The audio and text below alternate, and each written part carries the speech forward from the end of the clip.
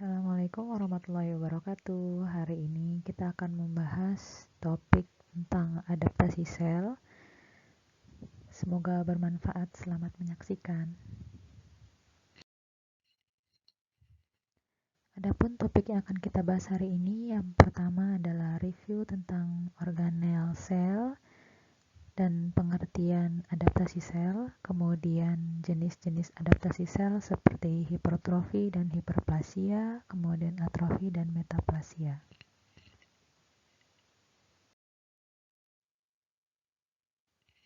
Adapun tujuan dari pertemuan hari ini yaitu diharapkan mahasiswa mampu mereview organisasi dan struktur sel, kemudian mengetahui definisi adaptasi sel, memahami bentuk-bentuk adaptasi sel, dan mendapat gambaran penyakit terkait adaptasi sel.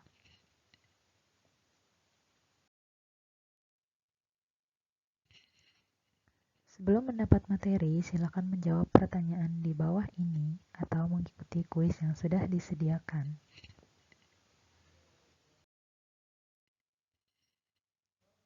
Seperti yang kita ketahui bahwa sel mengandung struktur fisik yang terorganisir dinamakan organel yang terdiri dari dua bagian utama yaitu inti sel atau nukleus dan sitoplasma. Keduanya dipisahkan oleh membran inti. Agar lebih jelas, di bawah ini disajikan diagram sel dan bagian-bagiannya.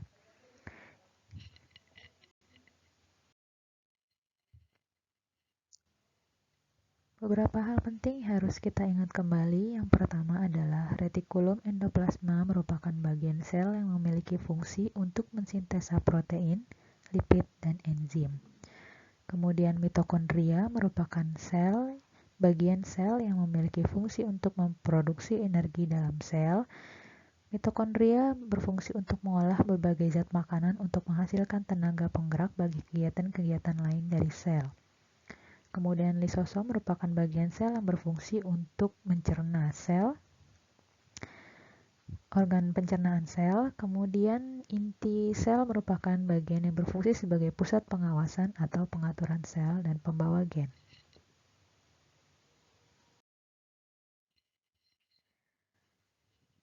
Sel berada dalam satu lingkungan, di mana untuk mengatasi lingkungannya ini, sel dapat mengalami perubahan baik secara struktural maupun fungsional.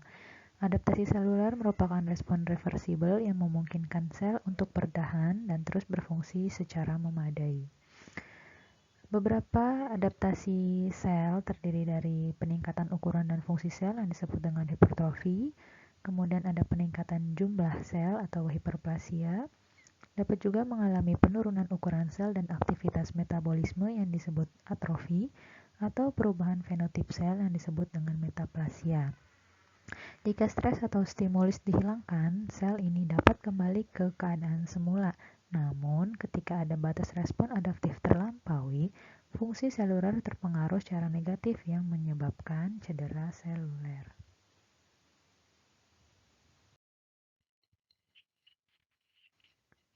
Suatu kondisi patologis atau yang sakit berawal dari adanya kerusakan sel. Sel merupakan struktur terkecil bagian dari tubuh yang menjaga kondisi internal dalam kondisi seimbang atau disebut homeostasis.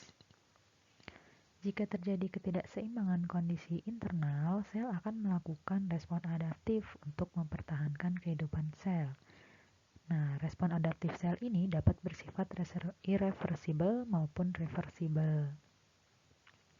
Jika respon selnya irreversibel atau tidak dapat kembali, maka yang terjadi adalah jejas atau kematian sel.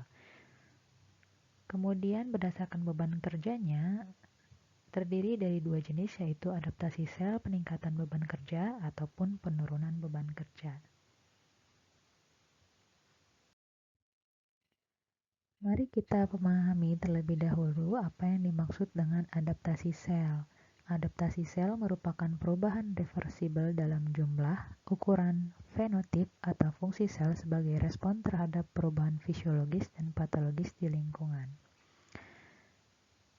Adaptasi sel ini memungkinkan kelangsungan hidup satu sel dan melanjutkan fungsi seluler dalam kondisi yang berubah. Hasil dari adaptasi sel yaitu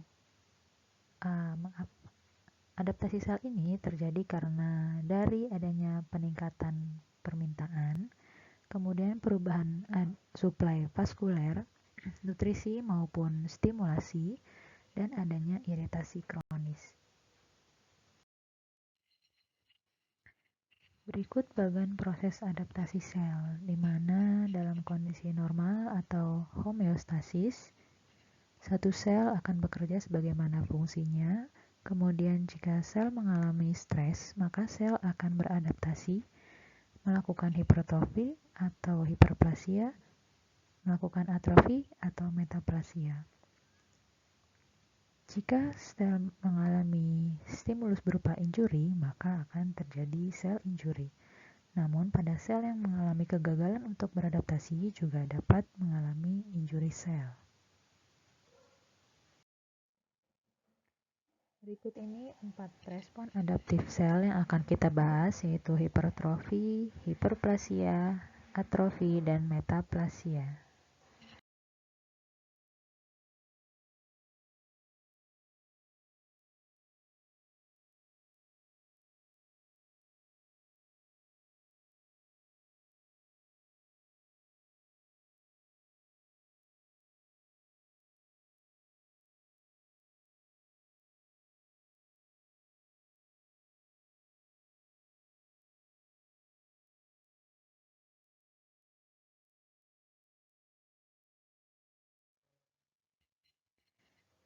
Hipertrofi merupakan kondisi di mana ukuran sel bertambah besar, namun tidak ada sel baru yang bertambah secara jumlah, atau dapat dikatakan jumlahnya normal.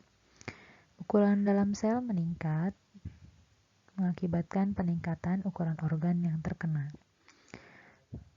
Kondisi ini dapat terjadi juga bersamaan dengan hiperplasia, dan biasanya dipicu oleh adanya sinyal atau rangsangan hormonal, kemudian peningkatan kebutuhan fungsional. Adapun jenis dari hipertrofi ini adalah hipertrofi fisiologis dan ada juga hipertrofi patologis. Dari gambar di samping kita bisa melihat bagaimana perbedaan secara jelas antara hipertrofi dengan hiperplasia atau kombinasi dari keduanya.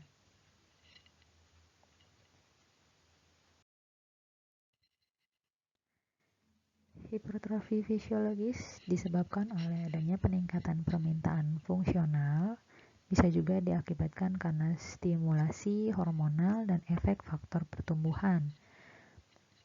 Biasanya kondisi ini juga ada hubungannya dengan pertumbuhan rahim dalam kehamilan misalnya, atau juga kondisi pertumbuhan otot rangka setelah berolahraga, ya, atau peningkatan otot, ya. Kalau pada atlet-atlet biasanya kita lihat ototnya akan berbeda dengan otot pada orang yang tidak biasa melakukan exercise.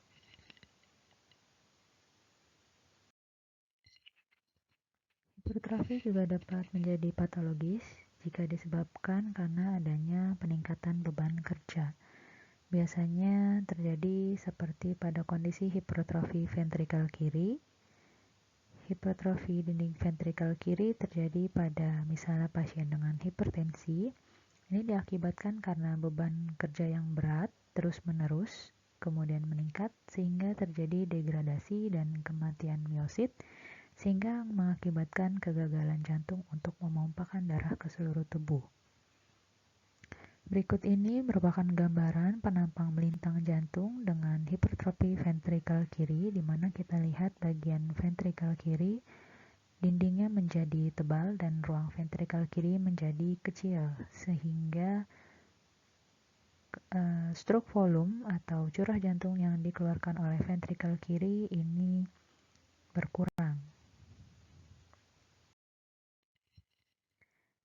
Mekanisme yang terjadi pada hipertrofi patologis akibat yang pertama peningkatan produksi protein seluler yang dihasilkan oleh adanya aksi faktor pertumbuhan ataupun beralih dalam ekspresi gen. Kemudian juga karena ada pembesaran sel atau organ ada batasnya. Kemudian juga perubahan agresif atau kematian sel terjadi ketika batas ini mencapai dan atau stres tidak hilang sehingga hipertrofi menjadi patologis.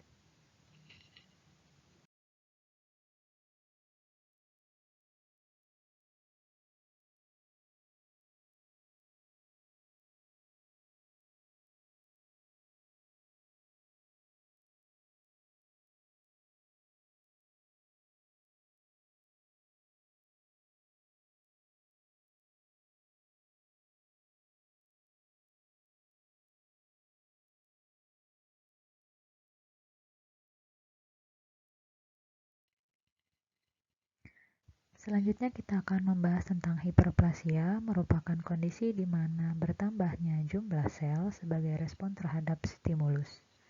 Kondisi hiperplasia juga dapat bersamaan dengan hipertrofi. Hiperplasia dapat terjadi jika hanya sel mampu membelah.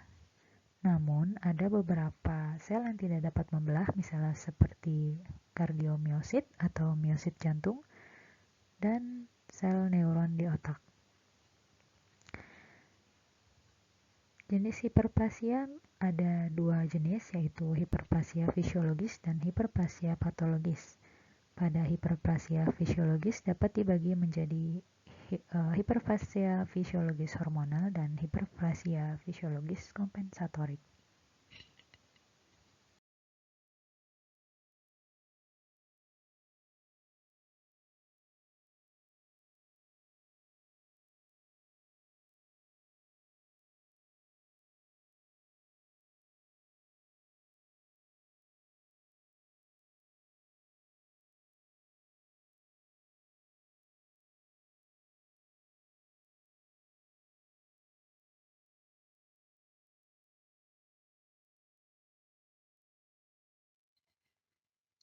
Hiperplasia fisiologis biasanya terjadi karena akibat dari adanya stresor.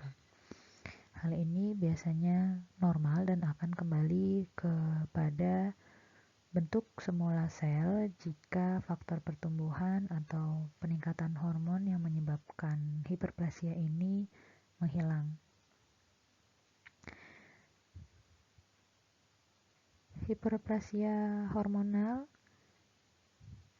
berkolerasi dengan kondisi misalnya seperti epitel kelenjar susu pada masa pubertas dan kehamilan.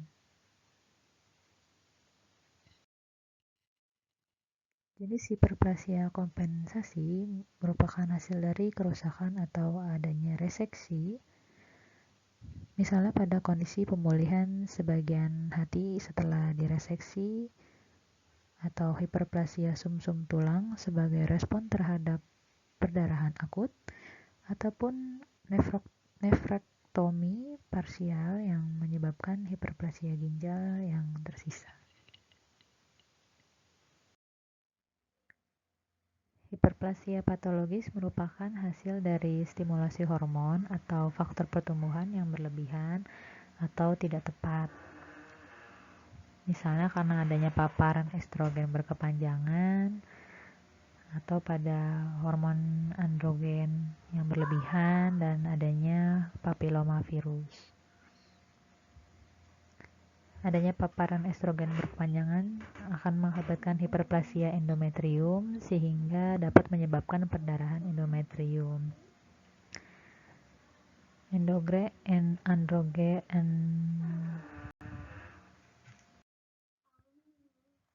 Kutil merupakan salah satu contoh terjadinya hiperplasia patologis yang disebabkan oleh papilomavirus yang mengakibatkan hiperplasia epitel sehingga menimbulkan lesi mukosa atau biasa kita kenal juga adanya kutil.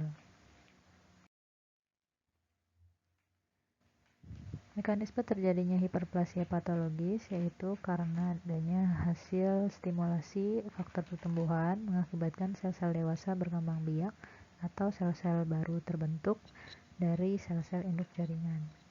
Jika stimulasi tak terbatas terjadi, maka mengakibatkan proliferasi persisten dan peningkatan kemungkinan penyimpangan genetik sehingga dapat meningkatkan risiko terjadinya kanker.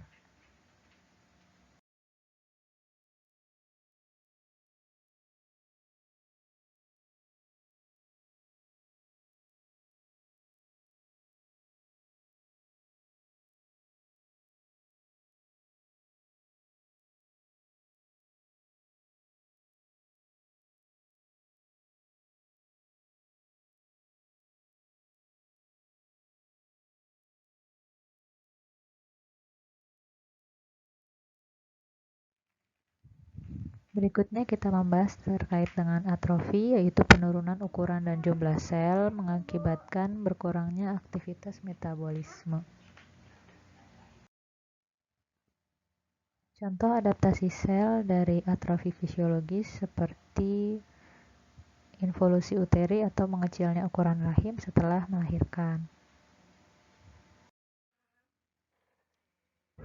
Atrofi bisa disebabkan berbagai macam hal. Yang pertama, misalnya karena kurangnya asupan oksigen ke dalam sel atau gangguan nutrisi, hilangnya persarafan ataupun proses penuaan.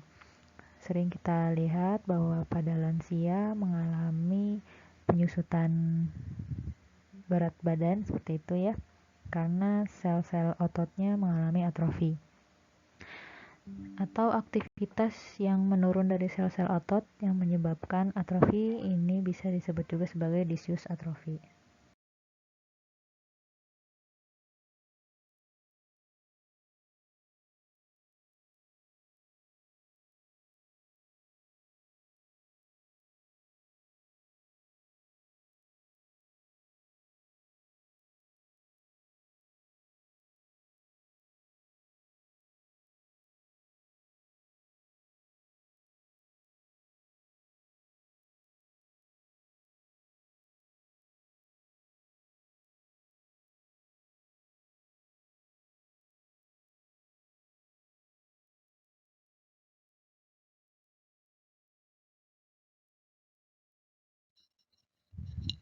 Contoh dari atrofi patologis misalnya pada pasien yang terbaring di tempat tidur cukup lama atau bed rest, kemudian tidak menggunakan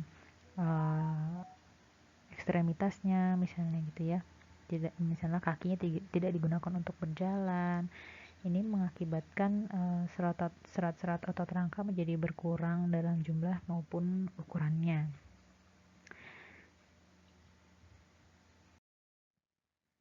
Contoh lain dari atrofi patologis misalnya akibat kekurangan nutrisi sehingga terjadi misalnya pada situasi malnutrisi protein dan kalori ya, sehingga protein otot rangka ini digunakan sebagai sumber energi.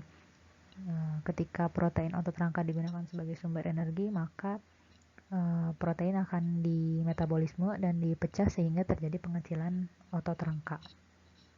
Atau misalnya atrofi patologis akibat tekanan, ketika tumor menekan jaringan yang berdekatan, tekanan ini akan mengganggu sel dan mengganggu suplai darah ke sel-sel lainnya yang berdekatan dengan sel tumor, sehingga atrofi jaringan di sekitarnya dapat terjadi.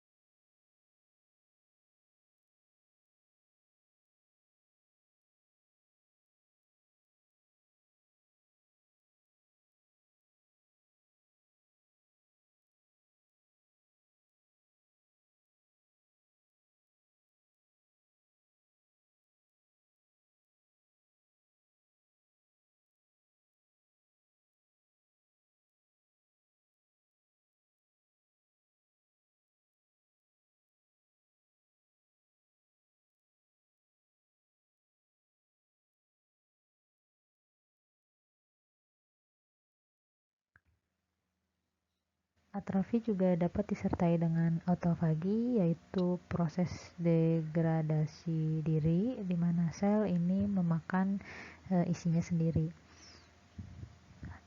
Kondisi ini bisa ditandai dengan adanya vakuola autofagi di mana mengandung protein yang terdegradasi lisosom, patogen, dan organel seluler.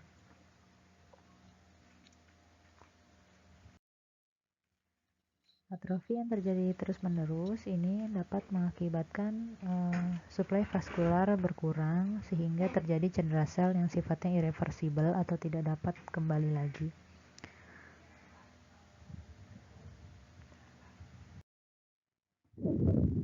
Berikut ini gambar dari perbandingan sel yang normal dengan sel yang mengalami atrofi patologis. Contohnya gambar A dan B merupakan gambar sel testis yang normal, sedangkan gambar C dan D merupakan gambaran dari testis yang mengalami atrofi.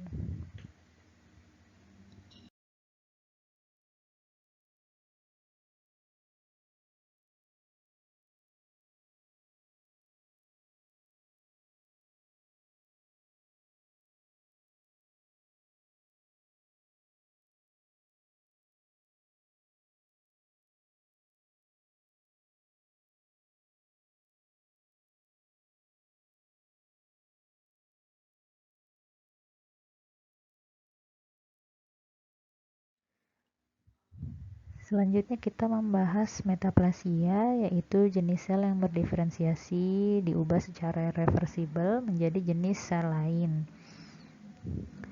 Jenis sel digantikan oleh jenis lain yang dapat lebih tahan atau mentolerir lingkungan yang merugikan yang dapat memicu perubahan pada sel. Contoh kondisi metaplasia misalnya pada seorang perokok, di mana terjadi perubahan sel epitel silindris bersilia menjadi epitel gepeng bertingkat pada saluran pernafasan.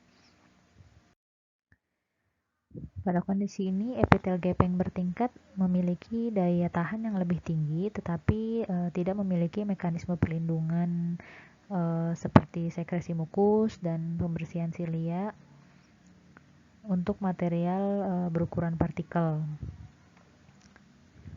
Selain itu, pengaruh yang menginduksi transformasi metaplasia ini jika menetap dapat menginduksi transformasi kanker pada epitel yang terjadi metaplastik.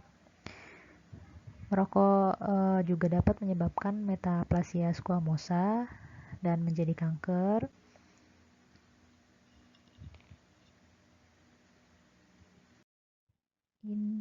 Ini merupakan gambaran terjadinya metaplasia sel epitel silindris yang berubah menjadi sel epitel pipih berlapis pada trakea seseorang yang memiliki riwayat merokok atau masih menjadi perokok aktif.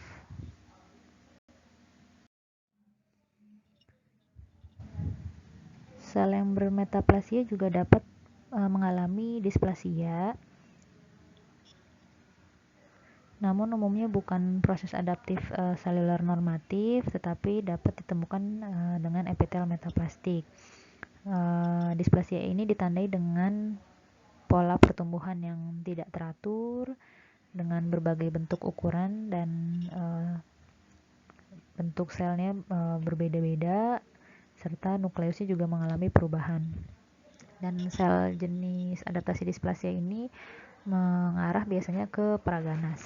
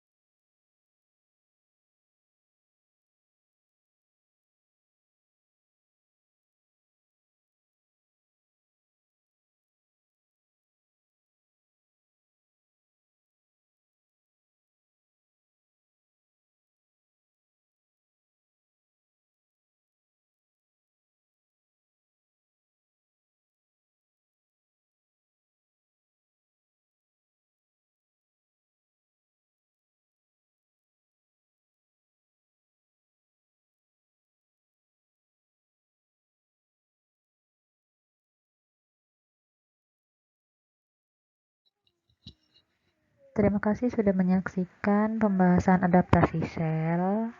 Assalamualaikum warahmatullahi wabarakatuh.